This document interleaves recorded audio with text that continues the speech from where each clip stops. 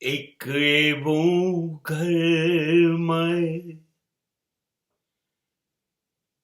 એક એવું ઘરમાં જ્યાં કશાય કારણ વગર જઈ શકું અને ઘરેથી ઊભો થો અને કશાય કારણ વગર મરી શકું.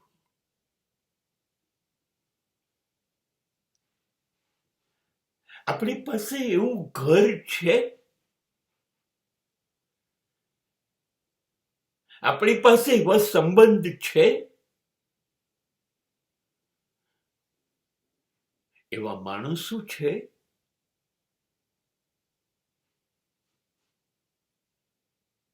જેને કારણ વગર જઈને મળી શકીએ? અચાનક જ એની પાસે પહોંચી જઈએ અને એની આંખમાં કોઈ આશ્ચર્ય ન હોય. આવું હોય એ તરત પૂછશે, કેમ આવવાનું થયું? અને તમારે કારણ કહેવું પડશે. તમે એમ કહી દેશો, નહીં, હું તો ખાલી ખાલી બસ આ બાજુ તમને જોવા જ નીકળ્યો તો, ખાલી સાવ કારણ વગર આવ્યો. આવું કોણ સ્વીકારશે? અરે આપણું ઘર ના સ્વીકારે. સાંજે 7 વાગે જતા હોય એના બદલે એક દિવસ તું 4 વાગે જઈ જુઓ. તરત પૂછશે, કેમ આજે વહેલા? પોતાના માણસો વચ્ચે પોતાના ઘેર પણ કારણ વગર તું નથી જઈ શકાતો. કોઈને મળવું છે, કોઈની જોડે વાત કરવી છે, કોઈની જોડે હસવું છે, કારણ વગર તો કોઈને મળતું નથી. અહીંથી ઊભો થવું ને મરણ મળે, કશાય કારણ વગર મરી શકું. એમને મરવા નથી દેતા લોકો. પૂછશે, શું થયું તું? અને તમારે કારણ કેવું પડશે. હાર્ટ એટેક આવ્યો તો, કોઈ બી કારણ કેવું પડશે. આ કારણથી મર્યા, નહીતર અરે એમને એમ તો કોઈ મરતું હશે, સમાજ સ્વીકારશે નહીં.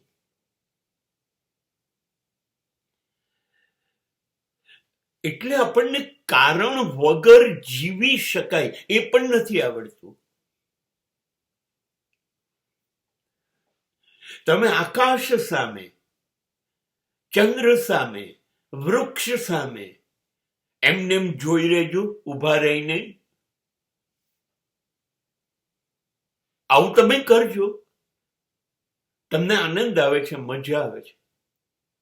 લોકો તમને તમાશો બનાવી દેશે. પાગલ થઈ ગયા લાગે. જ્યાં જોઈએ ત્યાં આકાશ સામું જોઈને ઉભા હોય છે. વૃક્ષો સાથે વાતો કરશો તો લોકો ગાંડા જ કહી દેશે, સીધે સીધા.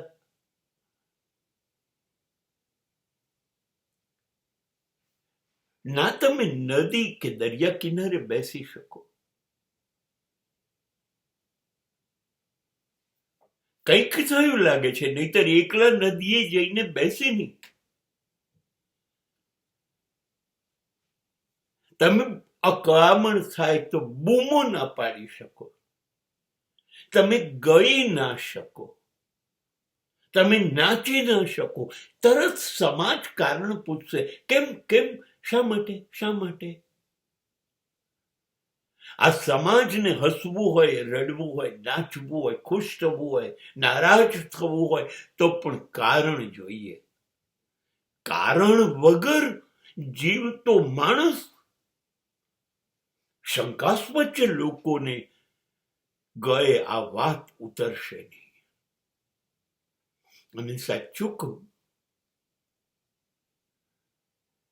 કારણ વગર જીવવા નથી દેતા, તો કારણ વગર આ લોકો પ્રેમ કરવા દે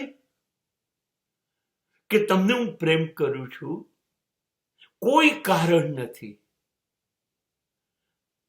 આ સમાજ આવો પ્રેમ સ્વીકારશે? કોઈ કારણ નથી. આવું શક્ય નહીં બને. સમાજને ટેવ પડી ગઈ છે. કંઈ પણ કરવા માટે કારણ તો જોઈશે, અને પૂછશે કેમ કેમ કેમ.